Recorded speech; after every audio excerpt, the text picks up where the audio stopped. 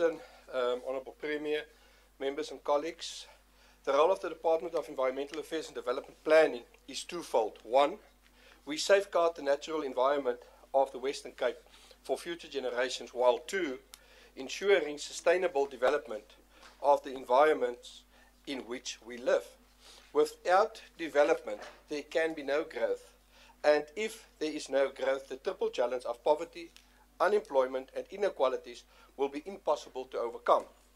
So it is a tricky balancing act we must maintain, often in many conflicting interests and agendas complicating decision making. The way we handle this is by making informed decisions based on the South Africa environmental legislation. This year, the national budgetary issues have had a tough and negative effect on the department and Cape Nature. In short, the department's budget's bottom line has decreased from 550 million rand to 543 million rand, more or less a decrease of 7 million rand. For Cape Nature, the decrease is particularly concerning. Operational costs keep increasing, and yet the budget is shrinking. This may affect the achievements of targets and the increased rollout of projects across the province. The impact to the bottom line is mainly seen in the transfers and subsidies by the department that decreased by 7 million rand due to a rollover of Cape Nature infrastructure allocation. This relates to the delayed implementation of a new development at Kogelberg Nature Reserve. Various other transfers and changes were made too. Ek is trots op die werk wat die departement en Cape Nature doen en ek wil weer 'n oomblik neem om die departement en Cape Nature se mense te bedank vir die harde werk en hulle goeie gesindheid. Ek wil die departementshoof Piet van Zyl en Dr. Resina Ouma bedank vir hul leierskap. Both of these civil servants won great awards in the past year for their hard work. Mr. van Zyl won the top award in the Premier's Provincial Service Excellence Award in the category for Best Public Servant Leader. And Dr. Ouma was awarded with a Lifetime Achievement Award at the 2016 Annual Award of the Wildlife and Environment Society of South Africa. So congratulations to the two officials. It is a pleasure to work with both of you and your dedicated teams. Honourable Chair, with these few comments, I present the adjustment budget estimates for the Department of Environmental Affairs and Development Planning. Thank you. Thank you, Minister. Member Langton. Thank you very much, Acting Chairperson. Chairperson, the DA welcomes the 5 million rand that is appropriated from provincial funding for the Department of Environmental Affairs and Development Planning to coordinate the drought and water security plan. According to the 2017 to 2020 medium-term budget policy statement, the funds will ensure a coordinated approach as part of a climate change strategy in terms of water for sustainable growth and development. The Ministry and Department continues to support projects that are aimed at climate change issues. This includes the development of climate change adaptation plans by municipalities to ensure an integrated approach. Chairperson, Deputy Chairperson, Acting Chairperson, this coordinated approach is key to achieve water and food security, which correlates with the Department's climate change strategic framework and its water management plan for sustainable growth and development in the Western Cape. The past few months, we have seen our country experience one of the worst droughts that we have ever seen. Many parts of our country have been grappling with stage 4 water shortages, which is a socio-economic drought. This has continued to have a severe impact on the environment and our communities where access to water and food security is concerned. Drought has a negative impact on food production, food processing, the employment of agri-workers, on agri-processing, and ultimately the social well-being of the family unit. During the 1991 and 92 drought period, which was the last time South Africa have experienced a severe drought, a government white paper on disaster management at the time indicated that 49,000 agri-jobs and 20,000 non-agri jobs had been lost. Thus, the impact of drought is not just limited from seed to crop by commercial farmers, emerging farmers, and small-scale farmers, and from picking and packing by agri-workers, but also impacts the dependence of the agri-processing sector to transform products that originate from agriculture to produce consumable staples. One can only imagine how the drought has affected families already living in poverty. On the West Coast and the Karoo, we now see extreme drought affecting almost 400 settlements. In total, almost 1,600 settlements in the Western Cape are affected by the drought. The drought has cost the fruit-producing sector in the Western Cape 722 million rand in the last quarter of 2015-2016 financial year. As of May this year, the Western Cape government have made 23 million rand available in aid of drought-stricken farmers, and a further 11 million rand was allocated to aid emerging grain farmers. There is a need to find innovative ways to save as much water as we can and to manage our water resources wisely in order to retain and sustain the little that we have. The Drought and Water Security Plan of the Department is an enabler for high economic growth, which contribute to the GDP of the Western Cape and South Africa. But most of all, it is a plan and framework to secure our water and food security commitments. Acting Chairperson, this appropriation is welcomed as it complements the Department of Environmental Affairs and Development Planning's capacity as the lead department for Strategic Goal 4. The department is bound through its climate change response framework and its spatial development framework to develop our urban and rural areas in order to improve the living conditions of our poor people. In essence, the Western Cape government have identified and revisited policies that are hampering water security. This is evident in the 25 million rand adjustment appropriation for drought relief, which is a priority. The Departments of Environmental Affairs, Agriculture and Local Government are the key role players to coordinate the Water and Food Security Program, which is led by Minister Bredell and his department. This serves as another example on how the provincial government is working together with all stakeholders to identify issues that relates to better water retention, responsible water usage, and ultimately finding sustainable solutions to our water issues.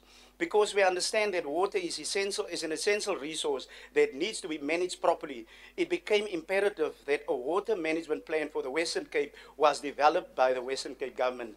Acting Chairperson, in the main allocation, Provincial Treasury allocated to the department a total of 550.9 million rand that has now been adjusted to 543.7 million rand. Program 5, which is Biodiversity Management and Cape Nature, will benefit from this reallocation as from the 2016-2017 to the 2017-2018 financial year. The funds will go to Cape Nature capital expenditure for the Kugelberg Nature Reserve. Acting Chairperson, this is how the DA is part of the solution to encourage and educate all stakeholders on the importance and consequences of preserving such a valuable resource, which is water. In conclusion, as somebody once said, the environment is in us, not outside of us. The trees are our lungs. The rivers are our bloodstream. We are all interconnected, and what we do to the environment, ultimately, we do to ourselves. Deputy Speaker, the Acting Chairperson, water is a human rights issue. Thank you to the DA government for their value-based leadership. It is visionary leadership like this that can only benefit the next generation and the generations to come. The DA supports the adjustment appropriation for vote 9. I thank you. Thank you, member. Next member, Member Didana. Thank you. Thank you, Speaker. One thing that is again pointed out sharply by this adjustment budget is that this DA-run Western Cape government's Cape Nature Agency remains a major fiscal dumping site. In the past and again in this vote today, we see massive monetary amounts shifted towards this entity. What boggles the mind is the fact that the Nature Conservation and Enforcement Agency, as the operating agent of this government, is the custodian of more than 30 nature conservation areas covering about 835,000 hectares of state land in prime nature scenic regions with unequaled beauty and vast facilities. Yet, it in no position to produce any significant own revenue, either at the gate or otherwise, to sustain its massive expenditure budget. In the past financial year, the annual report revealed that Cape Nature in total brought in 40.5 million rand, while it remains dependent on almost 300 million rand of state funding. What boggles the mind even more is that Cape Nature spent more than 27 million rand on marketing and communication, almost as much as what it raises, with very little to show for all that expenditure. On the other hand, huge amounts are spent to improve... Member Linton, you had your chance, please.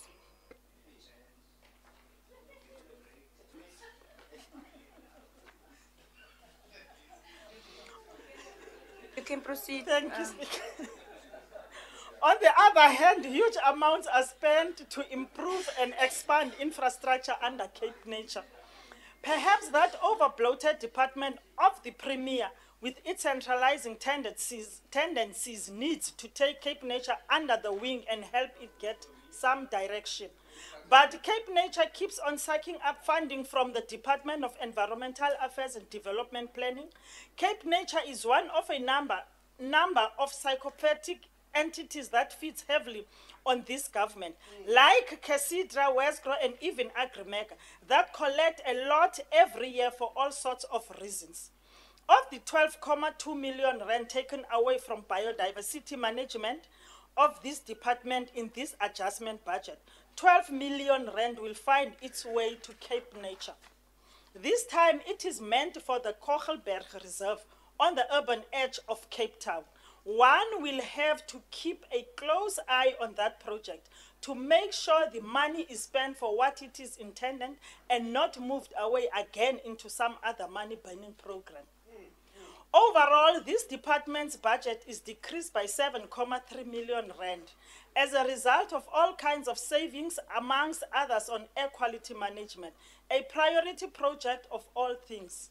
What is not explained as those so-called surpluses are achieved, while the financial indicators are that the department paced its spend rather well. Almost 750,000 rand is given to the Premier's Youth Intern program. Why must a line department now in this adjustment budget fund this program? Was it not properly budgeted and resourced? Then we see a few vague references to more EPWP jobs and staff compensation that needs better unpacking. 5 million rand is given for water programs from the Provincial Revenue/Fund. A further $500,000 rand is transferred from the Department of Economic Development and Tourism. If this sounds confusing, an outsider will then understand why the DA is perceived to play musical chairs with the adjustment budget. Then there are the two sponsors of $250,000 rand each for the DA's favorite Mossel Bay and Theewaterskloof to support their municipal special development framework. A further indictment is the fact that there is an over-expenditure to be made up from this adjustment budget, and it was to pay an events promoter to stage the department's greenest municipality competition. One can only begin to guess who this consultant is and why a big department like this, together with its controlling team in the Premier's department, could not rise to the occasion to present this event on their own instead of outsourcing it at greater expense. In our budget and oversight processes, we need to follow the money more. And in the case of Cape Nature, it needs to be interrogated more vigorously, as even its annual report was too vague and not given us enough information. Cape Nature needs to be put in ICU, and as public representatives, we must take out the magnifying glasses to inspect and check this agency out. It needs spotlight into all dark corners, without exception. I thank you. Thank you, Member. Member Christians. Thank you, Chairperson.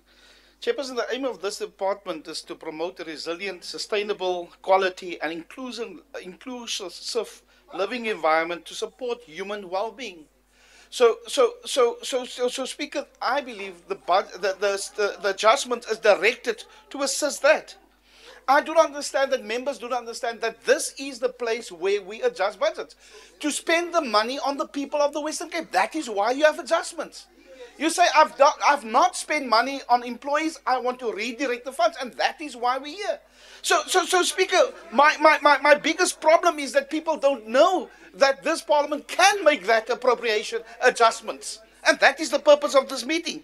The important thing, Speaker, that I just need to say is, of course, I believe the department welcomed the 5 million for sustainable growth and for the development, and water for sustainable growth and development. Speaker, it's important, Chairperson, it's important that we are in a crisis. We have a drought problems, and we know Cape Nature, and we know that the department, their primary job. Thank you, member. Your time is over. Can you sit down? Thank you. Yes. Minister. Thank you, Acting Chair. To the Chairperson of the Standing Committee, thank you very much. Thank you, Rodney, for your hard work, your commitment. And I know you've already pointed it out to the department and myself that your focus next year will be water. And we will work very closely, because we do realize water is so important for us to build our economy and to give people a dignified life. And I think your focus is spot on. To the ANC, it's sorry that when you tackle, or when you must critique that you tackle the wrong entity. Since 2009, I can tell you the shift that we've managed to make in Cape Nature, it's just unbelievable. The board is a professional board. It's a board working towards a better environment for our children and their future. And we've managed last year, and I'm going to quote a percentage. I don't have the figures 100%, but I think we managed to increase our tourism with 38% in Cape Nature. And that is what we're trying to do. Get people in the parks, because we said that the parks can't be there only for the rich. The parks must be there for the people within this province. We need to get our schools in the parks. We need to get our poor communities in the parks. And it's all part of the education program. And Cape Nature is doing sterling work on that. Kogelberg is so popular, and that's why we're going to expand on Kogelberg, because it's so popular. It's nearly 100% full. The youth programs, on the one hand, you want youth programs. On the other hand, if you put money to youth programs, there's a problem with, I don't understand that. We need to get our youth in our parks. We need to train them. There's a lot of job opportunities within our parks, and we need to push that. The Greenest Town competition is one of the fundamental and good competitions within this province, Honourable Chair. I'm at the stage where I want to force the municipalities to participate within that competition. We've also looked at the competition, and I'm busy with the team, that we're also going to flag the worst municipalities. We can't sit in a DA-run province where children live from a dumping site. We won't allow that. We're going to close them down. So we won't allow that. So we're not going to let municipalities off the hook by not participating. So I've warned the mayors already, and they will be part of that. To the ACDP, thank you very much for your contribution. With that few words, Honourable Speaker, Acting Speaker, I'll present you the adjustment estimate budget for the Department of Environmental Affairs and Development Planning. I thank you. Thank you, Minister. That concludes the vote, the debate on this vote.